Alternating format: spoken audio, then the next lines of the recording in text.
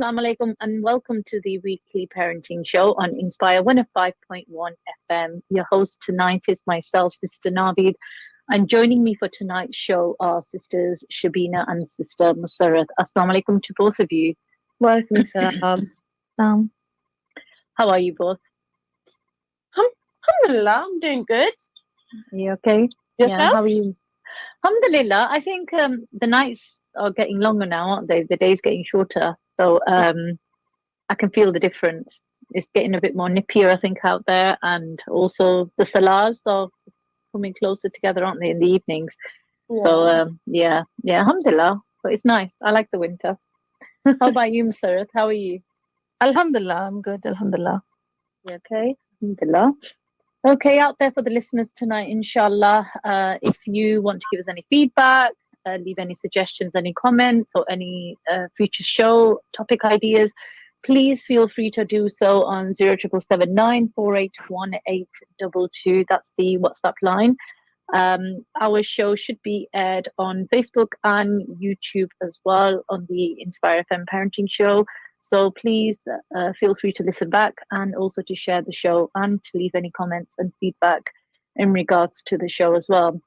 So without any further ado, Bismillah ar-Rahman ar-Rahim, coming straight to you guys, Shabina and Musarat, the topic for tonight is influenced by the current discussion about smartphones and should we have smartphone-free children?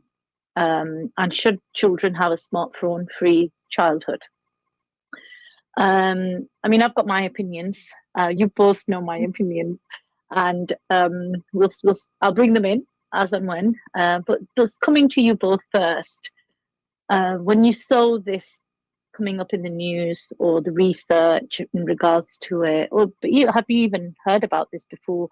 I think it was yourself, Musarat, that shared this topic, isn't it, on our WhatsApp group?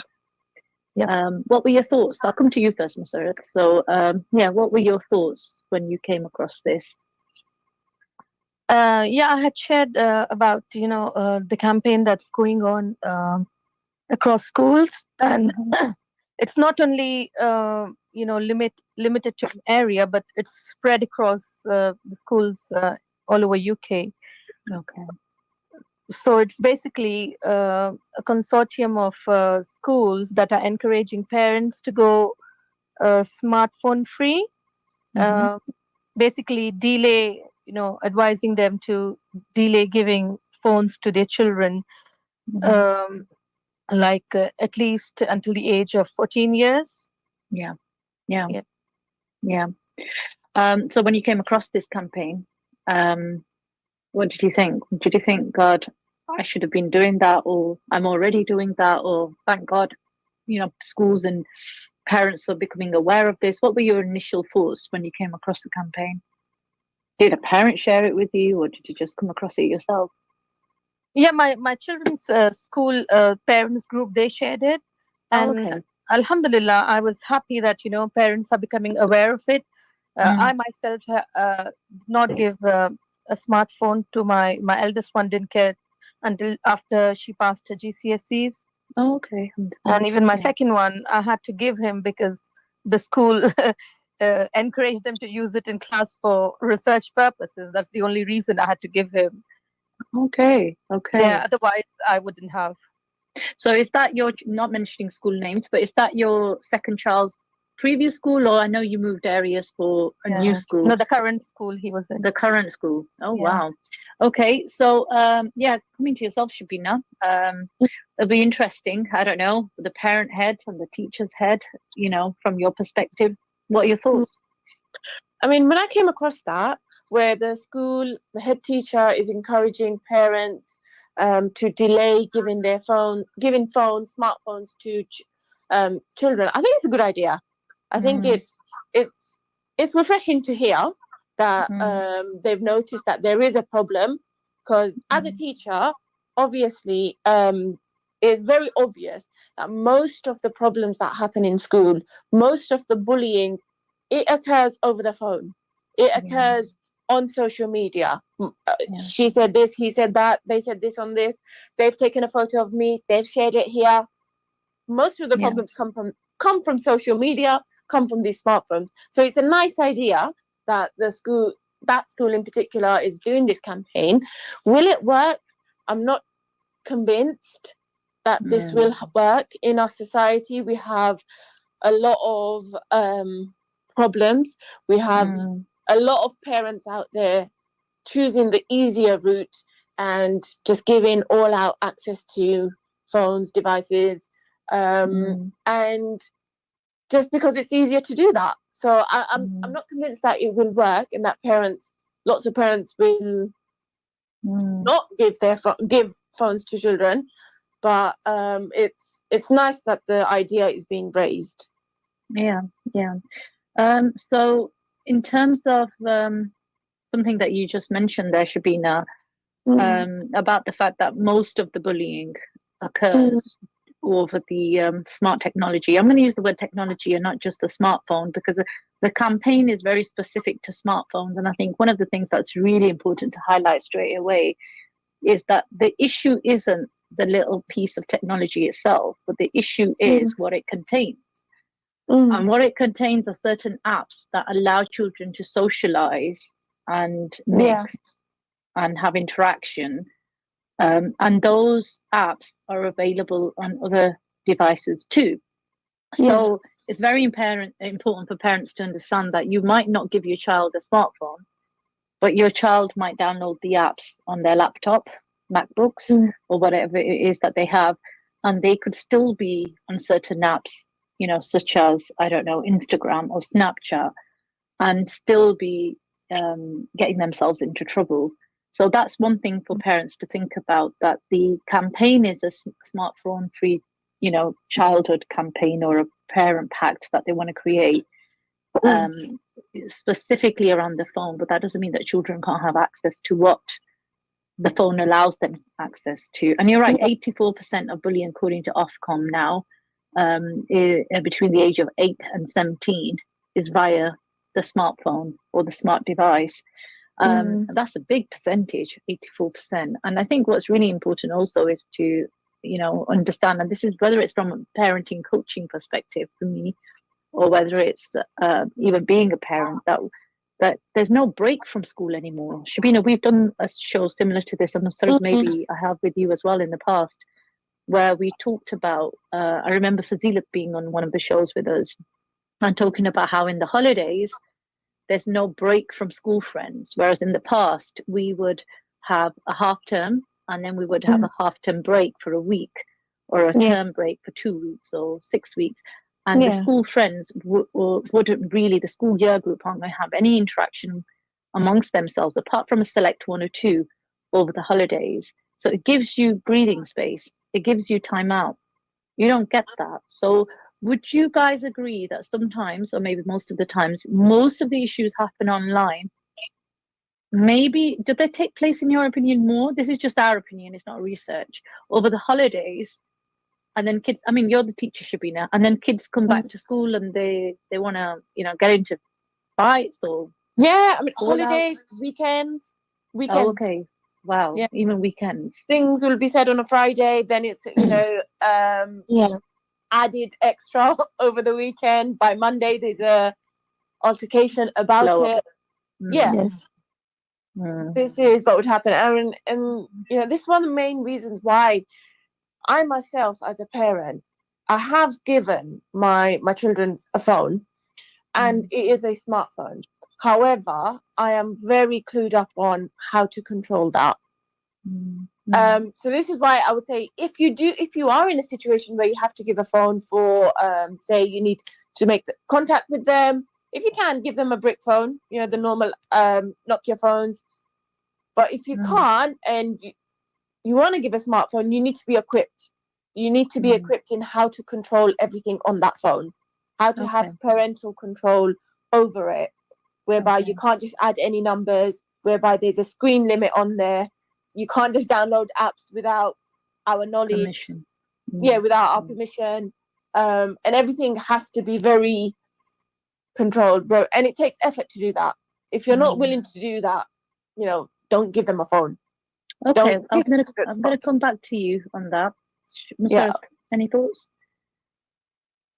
Yeah, what Shabina was saying, that if any issues arise at school, the children come back and discuss it, and talk to each other on social media about it, and there'll be even more bigger issues, and they bully each other, and the messages are deleted, and that's reported again back to the school. So it really adds more fuel to the issues, basically, and doesn't help really.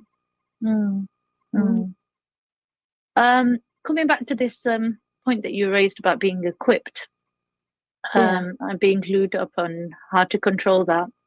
What do you mean by that? How do you know if you're equipped, and how do you know? Like, mashallah, you very confidently just said there that that you're clued up on how to control that. How do you have that?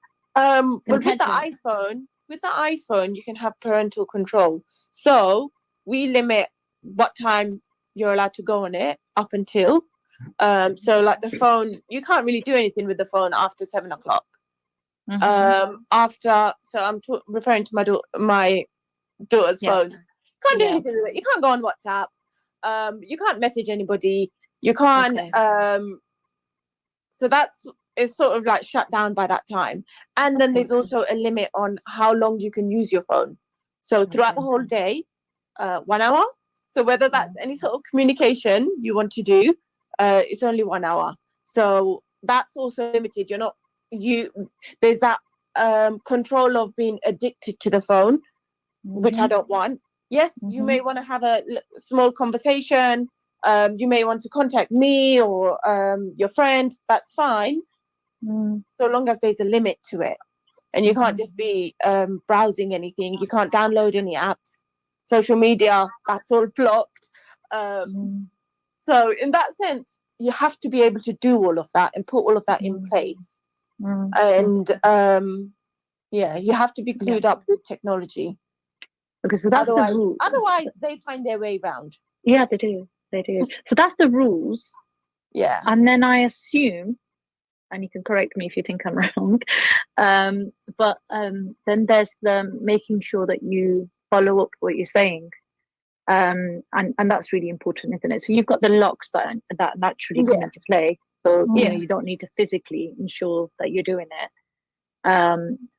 But then, do you take the device away, the phones away? Do we have that as well? Because I'm focusing on you maybe because I'll come back to you as well, with your older child. Like, should we have rules for handing in our technology generally? I mean, one could argue even us as parents and adults, we're addicted, and we can be there scrolling through things and lose track of time or go to bed later than we need to because we're just on that smartphone in the night in bed when we shouldn't be. So it can grab any of one of us, and it can run out of control. So the habit. So how do you ensure that? I mean, obviously with my children's phone, they can't do anything on it after a certain time. So I don't necessarily take it off them. Because they can't do anything on there. Apps are blocked. Like after a certain time, apps are blocked. All that they can do is I'm not sure if the camera app is on, but they could probably take a photo. After 7:00. Use it as a camera. It's boring. It's no use to them after that time. So that's how we've made it. So it's not something that they're going to go to and browse. There's no browsing option.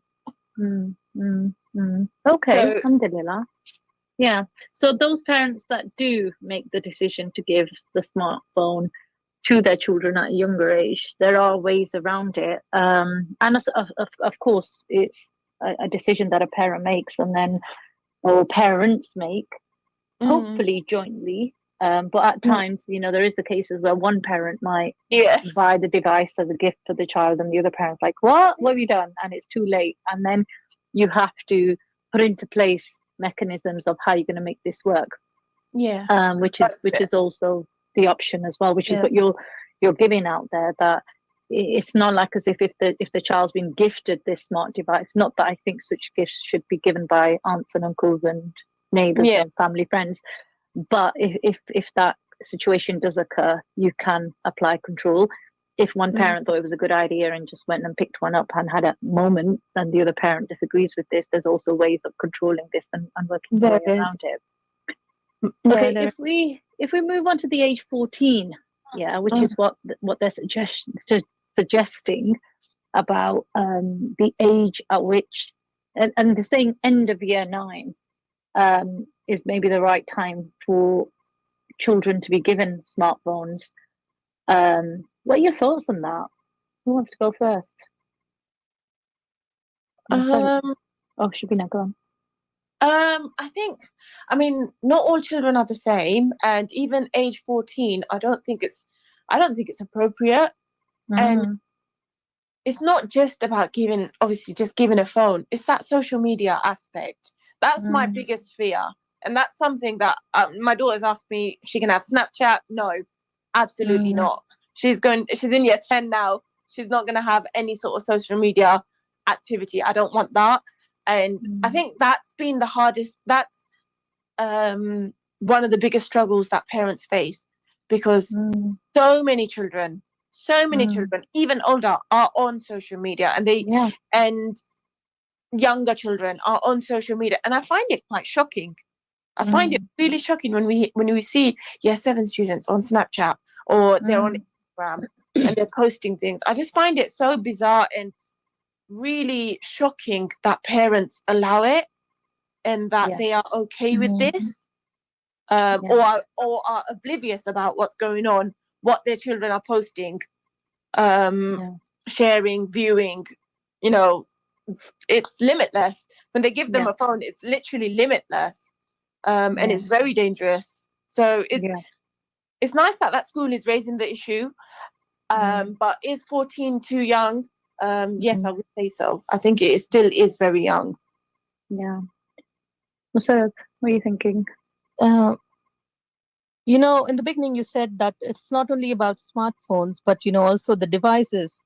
So I feel it's not going to make much of a difference. Like, even if you don't give smartphones, children will go home and use their laptops or tablets, and they might have apps on there and go on to social media and carry on what they do on their smartphones. So it's not going to have much of an impact. But I guess when it comes to school, like if they take the smartphone to school, they might be saved from a bit of drama and troubles, what it causes, like we discussed in the beginning. Because I've heard a lot about things like children posting pictures of each other and bullying each other and stuff like that. So not taking a smartphone to school and not using it within the school and around that time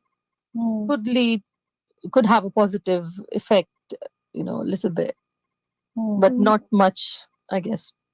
Yeah, I think it's all of it, isn't it? You have, as a parent, you have to control all access that they have. It's in your home, whether it's through your PlayStation, whether it's through your TV, what they're viewing on, if you have iPads or laptops, you need to put that control in place. And if you don't, it is just all access, and that is dangerous. Something you mentioned, both of you mentioned actually, and you emphasized on, Shabina, about Snapchat, for example. I remember a few years ago having a case study come to me from a parenting perspective about Instagram being the culprit at the time. And I hadn't quite worked out social media, and I had just begun using the platform of Instagram for my work purposes as well, my life coaching. And I then investigated it a bit further to help this parent through the issue that their child had found itself into through Instagram. And it was quite useful for me as well, although it was from a work perspective, because my children were coming into the secondary school years, and so I had an idea about what Instagram was before I came into teenage years of my children. very recently had a case study come to me in regards to Snapchat. And although my boys might be using Snapchat, I thought I knew Snapchat because these platforms, even Instagram, I exposed myself to it because of work. And alhamdulillah, since then, recently, with everything happening on the global front, it's been a very useful tool as well. So they definitely have their uses. Smartphones, smart devices, these apps have khair in them if you use them for good, and definitely have shar in them if you use them for bad. They're definitely a danger in that case. And just one of the things that I discovered, the recent change that Snapchat made, which was that you can actually access the whole world through your likes, through your, I've forgotten the word, when you keep posting your pictures to get your rating to go higher. I don't know, Shabina, do you know what I'm talking about? No, I don't. Oh, you don't? I'm relying on you. Do you know what I'm talking about? I've got that word. I've heard, but I don't use. So what's the word I'm looking for? When you keep posting your picture to get, there's a particular word that's used for this, and so to have your snap, with big numbers, and the horror of knowing that anybody can have access to your snap. Your snap literally means your picture and what you choose to take a photo of, and how people can access each other. People can be lying about their age. You can have underaged boys and girls talking to overaged people, and not necessarily, the older people know that this is just a 13-year-old or a 12-year-old or a 14-year-old boy or girl, and they could find themselves in trouble with their family, with the law. So it's a very dangerous world out there. And I think the danger of it from the other perspective is that, do parents even know what their children are doing when they're on these devices? Like you said, the horror of knowing that kids are using Snapchat, and the fact that the parent or the guardian might be okay about this, begs the question that, do you realize what is happening here?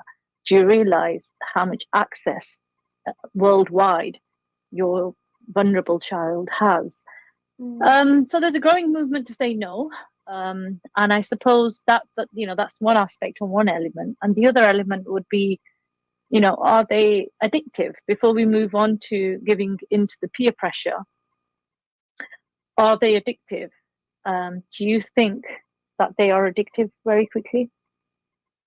Obviously. They're designed to be addictive.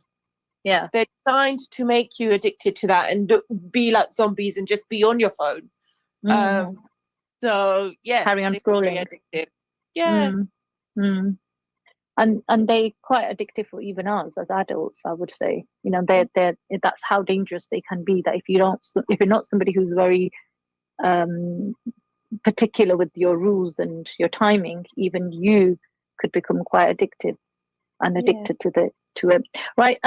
Keeping an eye on the time. We're actually going into a break in a couple of minutes. So just coming to yourself, Musarrat, in regards to addiction, how do you yourself monitor yourself with this? And how do you monitor, if you've got an older teenager now who does have the smart device, or your kids do have smart devices now, how do you juggle this? Because mashallah, you're a bigger family. How does it work for bigger families? Any advice out there to the listeners? I do check the phones and the apps they have and history and stuff, but I'll need to contact Shabina for all the parenting control stuff. We'll have a queue of parents wanting Shabina's contact details. I do take the phones away during the nighttime and keep all the devices in my room. And in regards to addiction, what's your thoughts on that? Again, I take the phone away. Like if they don't need the phone, if they're studying or something, I ask them to, there's no need to keep the phone. How easy is it to take the phone? I think it's very, very distracting. They'll be like, how easy is it for you to request that and for them to give it to you?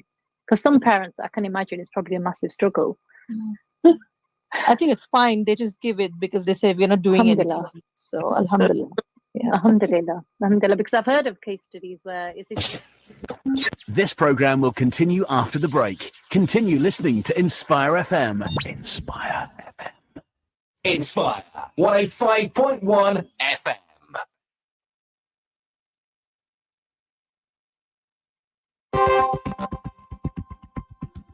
अगर आप अपने इस community radio station का हिस्सा बनना चाहते हैं तो आज ही इंस्पायर एफएम की टीम से राब्ता कीजिए।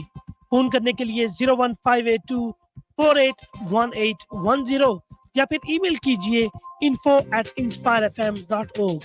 इंस्पायर एफएम, आपका अपना रेडियो स्टेशन।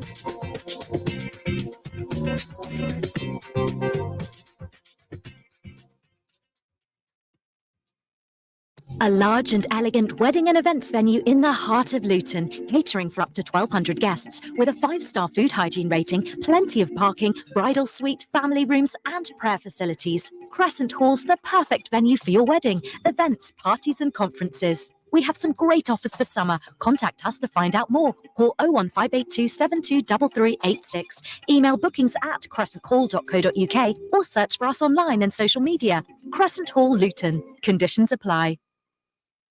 आइडियल प्रॉपर्टीज 20 साल से आपकी खिदमत में पेश आपकी प्रॉपर्टी की सारी जिम्मेदारी अब हमारी। हम अच्छी तरह से जांच पड़ताल करके किराएदार डालते हैं और आपको किराया पर वक्त गारंटी के साथ दिलवाते हैं। अगर आप प्रॉपर्टी किराए पर लेने या फरोख्त करने का सोच रहे हैं तो आज ही हमारे तजुर्बाकार माहिरीन से राब्ता कीजिए 01582721110 या फिर 01582696050। आइडियल प्रॉपर्टीज, आपकी मदद हमारा N फरीजा। The Prophet Muhammad sallallahu alaihi wasallam said,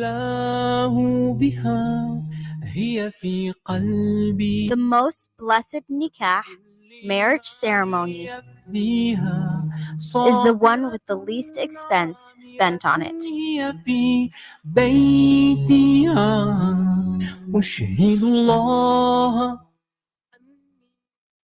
AK Windows South Limited, manufacturers and installers of high-quality UPVC windows and doors, bifold doors, composite doors, conservatories, porches, skypods, fascias, guttering, and much, much more. We specialize in double glazing and triple glazing using the best German profile. If you want quality at affordable prices, AK Windows is the place to go. If your house needs a facelift, you know who to trust. For a free quote, call AK Windows today on 01582 483 777 or visit us at Unit 10E, Britannia Estate, Leagrave Road, Luton.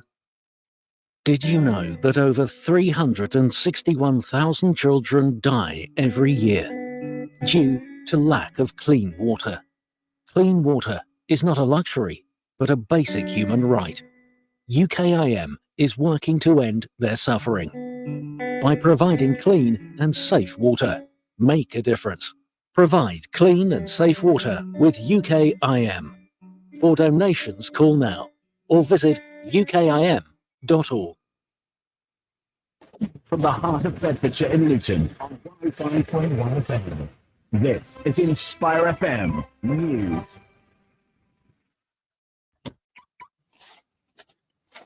Just because you left your car, it doesn't mean you have to switch off. Keep listening to Inspire FM online or click on your smart TV. Either way, you can stay connected to Luton's best radio station all day and all night. This is Inspire FM.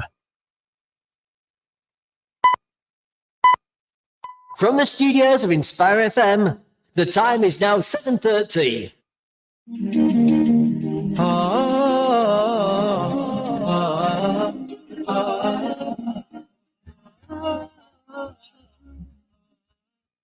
Assalamu alaikum and welcome back to the second half of this week's parenting show on Inspire 105.1 FM. Your host today is myself, Sister Naveed, and joining me for tonight's show are Sister Shabina and Sister Mafaraz. Before we begin and continue with the topic of discussion, I just want to remind the listeners that you can contact us on 07779 481822 if you want to discuss anything further. If you have any comments, any questions, or any suggestions for any future shows, so feel free to drop us a WhatsApp on the Inspire FM line on 07779 481822. Also, tonight's topic should be available on YouTube. It should also be available on Facebook, Inspire FM. So feel free to listen back, to share the show, to leave any comments, to leave any feedback. We will much appreciate that. The topic for tonight's show is smartphone-free childhood. Should we have that? Is it too late? Should this campaign have run earlier? And what are the reasons for the sheer pressure of this? Why is it so important now than ever before? And before we delve into further discussion, I just want to come in on the pressure to give in. Alhamdulillah, as much as you can share, I suppose. So you made the decision not to give the smart device, as did I. How did you handle that, and how did you tackle that? And Shabina, you chose to give the device. What were your reasons for giving it? And were you giving into peer pressure, or were you giving into the pressure of the child, or I don't know, whatever you guys want to share in terms of discussion for tonight's show. Masra, gonna go first? Okay. Mm-hmm. Yeah, with my child, when I decided to give her at first, it was mostly because the school was a bit far off, and I had to be in constant, contact to know the time I'm, dropping and picking and things, and it was basically for being in touch, nothing else more as such. But they had other groups which were school related, studies related, like the class group and other extracurricular activities where she had to be updated with what's happening. So that was the main reason Is that 16 plus? Is that 16 plus, or is that below the? Oh, that's 16 plus. 16 okay, plus. alhamdulillah. Okay. So alhamdulillah. So I suppose the summer of the GCSE results is when you gave your child a smart device. And I suppose on that note, I have to also add that there is an age at which we have to. The adults. And we have to delve into this reality, and it has its advantages, like you said, study groups, maybe accessing notes and so on, and discussions and conversations, and locations as well, being able to track the safety of your child if they're going to a new school, if it's a bit further out, and so on and so forth. And primarily there has to be an age at which you have to give the smart device, or they will buy their own smart device, because they're adults and they're out. So after the age of 16, they are at college, they are at sixth forms, they could be working and earning their own money. So, it's a whole mentality behind it that's really important, I think, to embed. But what about yourself, Shabina? You made a different decision. So where did that come from, and how did you work with it? My reality was I got thrown into it. The dad just literally gave the phone, bought a brand new phone. Blame the dad again. Yeah, I do blame the daddy. But once that happened, I did have a conversation with him where he has to be equipped with the control aspect of everything, and we came to a common ground, and it has been beneficial. So, for example, we have like an app called Life 360, and that shares that location amongst our family, so we can see if she's gone to school. Because there was a time where she was walking to school, and then walking back. So we were able to track her, and which was good. And then with the second daughter, we gave it to her recently, and it was like an old phone of mine.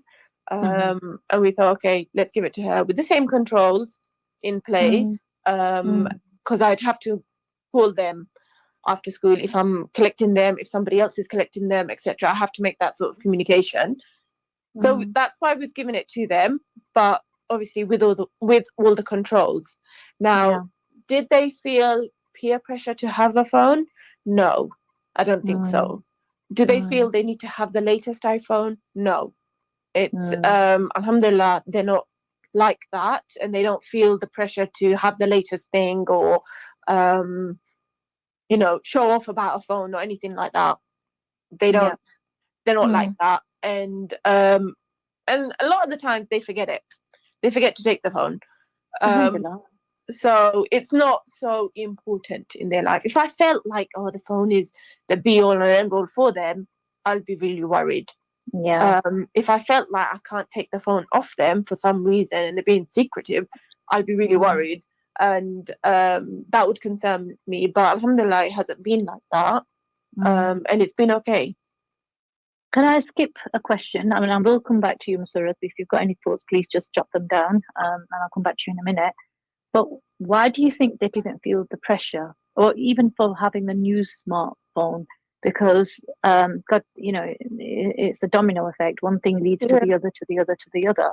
So first it's having a smartphone, then it's having a latest smartphone, just like it's having a pair of trainers, then a particular brand, then the latest in that brand. So why do you think that is the attitude? That they don't care? I'm not too sure. I think might be because of me. I was going to say, do you want to give yourself some credit as parents? Yeah, I think so. Wait, I don't feel the need to have the latest phone. I really don't. I don't like changing my phone. I only change it when it's broken fully and no use to me anymore. Otherwise, I just change my normal EE contract. I don't actually just change my phone because I want a brand new phone. It doesn't. It's not that important. It's not that important to me, though. Yeah.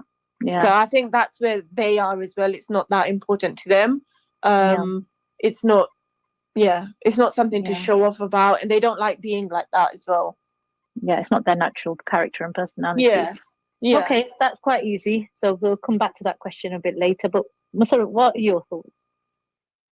I think my second one felt the peer pressure when he started his new school and everyone was having phones at school and they were using it within the class. And I can see that, my other two in year 8 and year 10, they've been telling that they want a phone now. Not because of the children, but they give me talk about incidents like this happened and I wanted to call you and I wasn't allowed to call you and things like that, and I don't fall for it. So has anybody thought about the brick phone? Because nobody's really mentioned that. So in terms of communication, I did think of that, but you can't get location on that. And therefore that's why I just ended up giving my old phone, which was just lying there, replaced the screen, and I put the controls in. But because I like the location. That was important to you. That was important to you. So you had reason. But then with that reason, there was an understanding of the dangers of the smart device and exactly what and what not you wanted your child to do. Did you have a conversation with anybody? Did you seek advice when, say, for example, that smartphone came into your house and you had the shock? Did you think, oh my God, I need to speak to someone and I need to get some advice on this and how to handle this or tackle this? Or did you just speak to your husband and say, now that you've given this, we need to have control? Who found the apps? How did you do that? How did you decide how much control you're going to have and how much access you're going to give and when and where and how? I think before my husband gave the phone, I think he understood that you can do parental control. And I think he just told me, okay, no, we can control everything. I know we've given it, but we can control she can't just log in with anything. We're in control of the phone. So we can limit she can't just download any app. She has to ask our permission. There's so many times they're asking for permission and we're rejecting it. This game after the other game, we're just rejecting. But even WhatsApp, having WhatsApp, that took a little while. It took about a year or so before I allowed them to have WhatsApp. And even on WhatsApp, I don't allow any sort of groups, any friendship groups on there. I don't allow that. And just any. So, alhamdulillah, the dad's quite tech savvy. Yes. And that helped. That helped, absolutely. Yeah. So although the device was given, there was also awareness of how to control it and where to control it and when. And I suppose that was something that you had in your favor to get your head around this and how you're going to work around it. And then you've learned yourself, Shabina. So, I mean, you're naturally a maths teacher, so technology isn't something that's your natural forte. We've had to learn.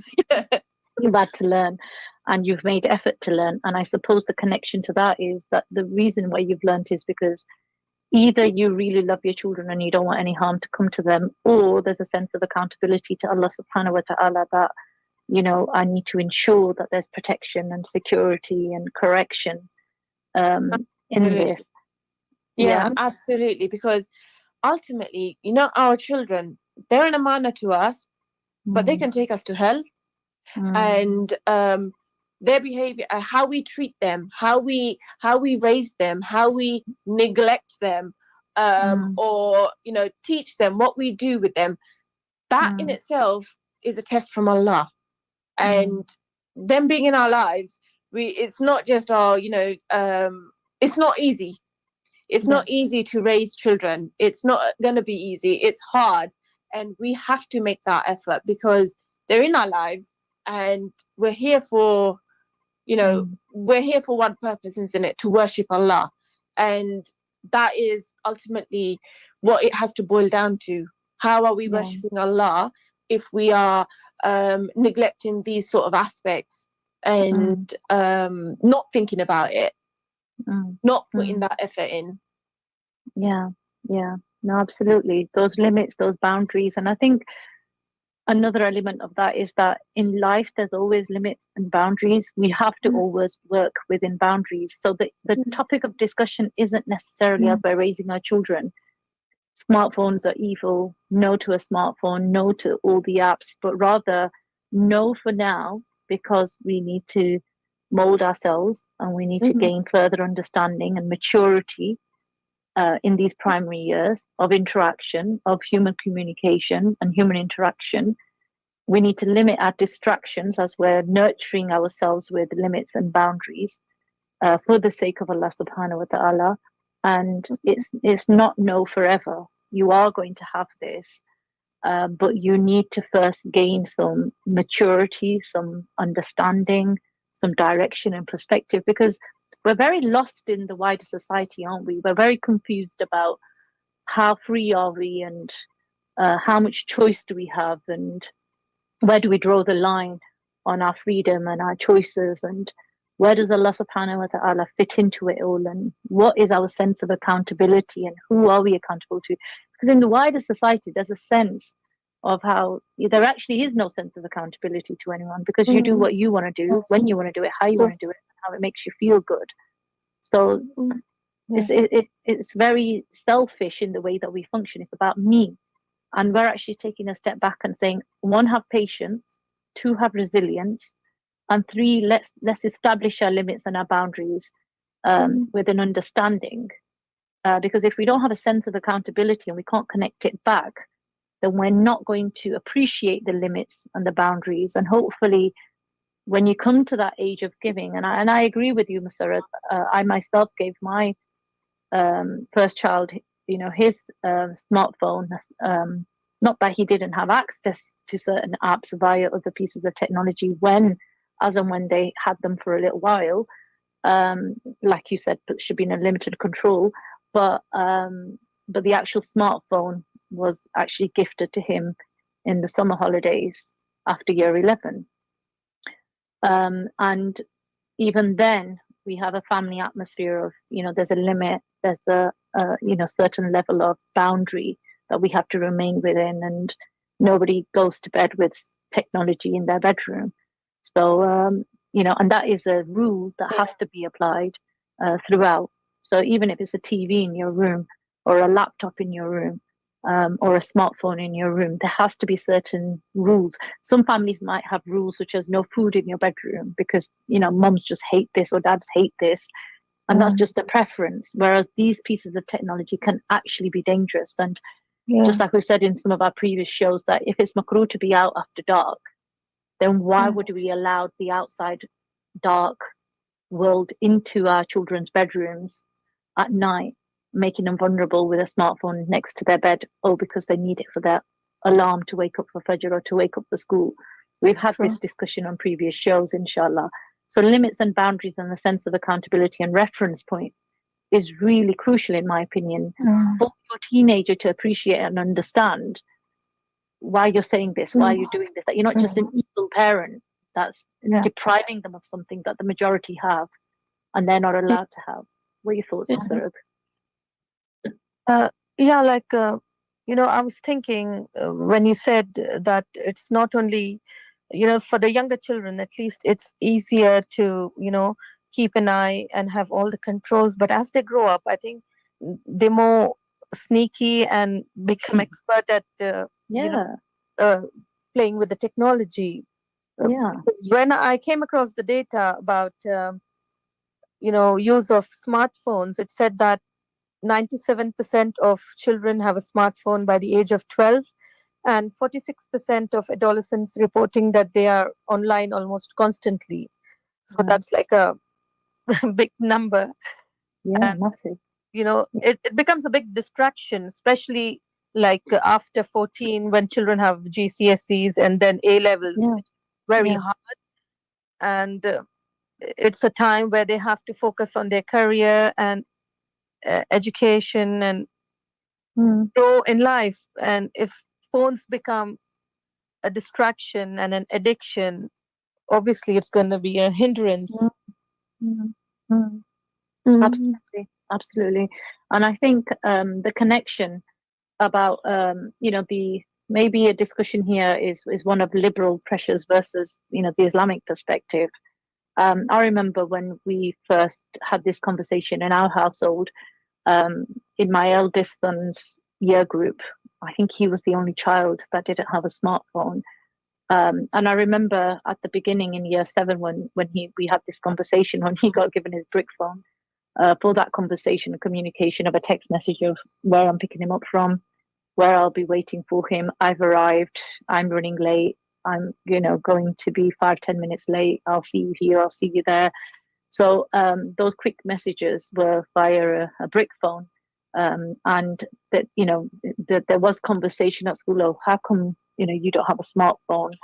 And alhamdulillah, one thing I have to say is that I've always had a very transparent and open relationship with my boys, and the fact that he could get into the car and have the conversation of kids were asking me why I don't have one. I'm the only one that doesn't have one, and it's not fair. So we had the whole conversation of why not and how we feel that it's dangerous. And I suppose one thing me and my husband probably had in our favor was that he's in the world of IT and that's his profession.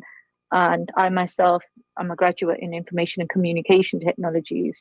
And we discussed, the founders of Apple and the founders of so many other technologies and communication networks and devices. Their children don't delve into these technologies themselves. Why do they keep them away? And yet, they're being pushed on every other child. And we talked about addiction, as we mentioned now, and how you are an amana to us. Our job is to protect you, and knowing the technology and how it works and how dangerous it is and how vulnerable it's making you, you don't need it yet. And so allowing small amounts of access of a flavor to the apps or controlled use of tablets and whatever have you, maybe over the half-term holidays or summer holidays. So it's not like they didn't have awareness of what this technology is. It was controlled, like Shabina's saying, but at the same time, when it came to back to school for the 5-6 weeks, back to the grind, it was right, okay, even that device was put away. And even during the holidays when it was taken out, it was very controlled. But there was a discussion and a conversation and an understanding and a connection back to a sense of accountability to Allah subhanahu wa ta'ala. The importance of learning communication skills, the importance of having the courage to be different, to stand out and to be confident with your difference. Discussion of hadith such as, well, Muhammad sallallahu alaihi wasallam said that Islam came strange, it will leave stranger glad tidings to the stranger. And hardship and struggle, and how at times, even the example of Treaty of Hudaybiyah and how the whole Sahaba didn't understand why Muhammad sallallahu alaihi wasallam was making that decision. And there was khair in that decision. And obviously Muhammad sallallahu alaihi wasallam was making the best decision at that time. And how sometimes there's khair in things, but we can't see it. And in the long term and the long perspective, it's the best decision. Very quickly before I come back to you guys, I did recently. I came on as a guest for Friday night, and the topic was the best way to raise kids: strict rules or freedom to explore. And my younger one, who's in year 11 now, he asked me after the show finished, "Oh, Mom, why did you go on the radio for? It's not your parenting show slot." And I said, "Oh, this was the topic, and they just invited me on as a guest." And he went, "Strict rules, of course. There's no questions about that. Apart from the fact that I don't want to go to this sixth form that you're suggesting, and apart from the fact that I think I should have a smartphone." So it was quite interesting because naturally, he even said, my alpha male child, that strict rules, of course. So deep down, they know, they appreciate that. They know that there's trouble behind this. They know that a fitna can happen. They know that it can lead to haram. They know that it's a distraction and an addiction, and it can cause trouble and it can cause friendship issues. So it's quite interesting that sometimes you just have to, and it made me smile because I thought you have been so vocal against the fact that or for against the fact that you should have a smartphone, more than your older brother. But it was quite interesting that he went strict rules, of course, and it made me smile. So we would be surprised at how intelligent young adults are and how they actually know what's right or wrong if you communicate that, if you discuss that, if your values are connected back to something that makes sense, such as the Deen, and you're doing it for a reason, and not just because, well, I'm mum and I've made that decision, or we're your parents and we decide and we tell you what to do, and that's the household rule. If you live under this roof, this is how it is. Because then it's like, well, okay, then I'll move out. Can't wait till I leave. So there has to be a reasoning behind why you're protecting them in the way that you are. Sorry, go ahead, either one of you.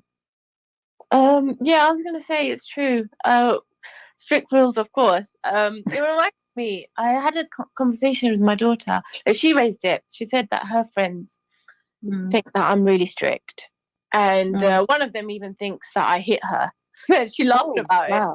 Okay. Somebody asked me, does your mom hit you? And then she said no. And then she goes, what? She's like, why would she hit me? We laughed about it because obviously I am a strict parent.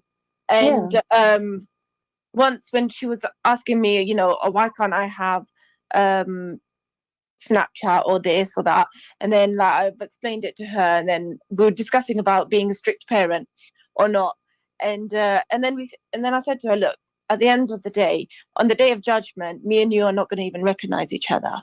We're not going to recognize each other, and you are going to take from me whatever you can. And if I don't do right by you as a parent, I may be doing something wrong.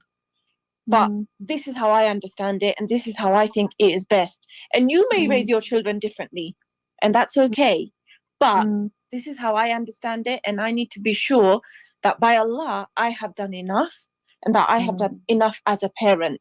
And I've done everything that I can that's in my control in raising you. And those are the boundaries. Those are what I think. This is what I think, this is what I think the limits should be. And she accepted, and she was like, yeah, it's fine. I'm going to stop you there, Shabina, on that. We've literally got a minute left. Oh. Jazakallah had a good point to leave it. Masarah, very quickly, anything that you want to add in the last minute?